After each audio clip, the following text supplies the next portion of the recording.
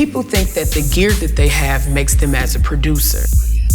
Creativity is not just throw a bunch of presets, throw a bunch of waves in, and it's like, voila, I have a song. It's definitely not that, and I think they get the wrong idea.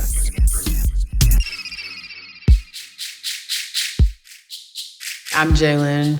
I'm from Gary, Indiana, and the music that I make is electronic dance music, EDM, as they say. Music has been around and prevalent in my life as far back as I can remember, because on Fridays and the weekends we used to do chores around the house, and my mom and dad would just play records. They would just play jazz and just like a lot of old school music. I was introduced to footwork at a young age. Back then they were on colored tapes. They weren't like on CDs, right? So I had never forgotten that sound. So I started off making traditional footwork, and how the transition came about was when my mother, like always, she would listen to like the tracks I made.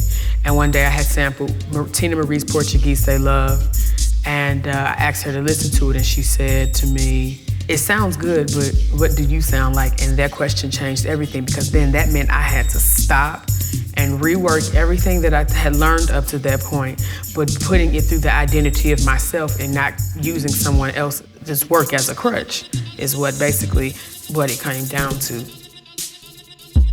The sweet seduction. I think Erotic Heat was the start of it escalating into something different.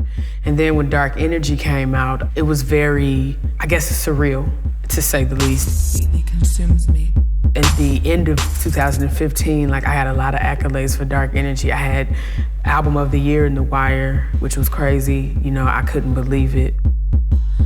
To get to that point, I had to stop listening to other people's work. I had to focus on myself. I had to ask myself who I was.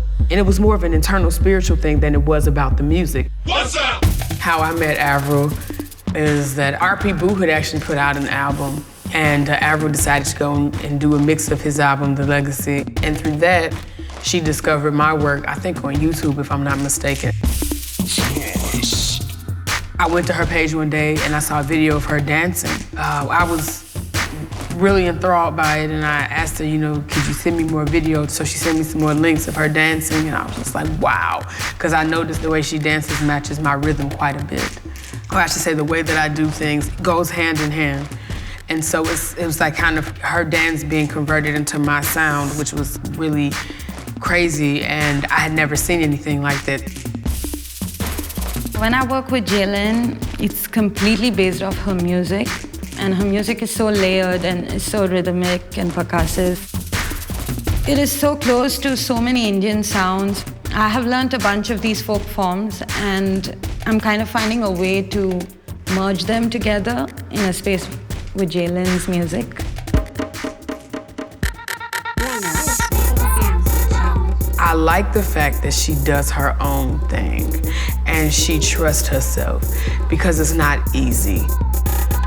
It's like there's a sensuality and sadness and aggressive and powerful and like fearful, fearless, all in the same thing. It's hit for hit for hit. I love that, because that's kind of the way that my music is. It hits like that.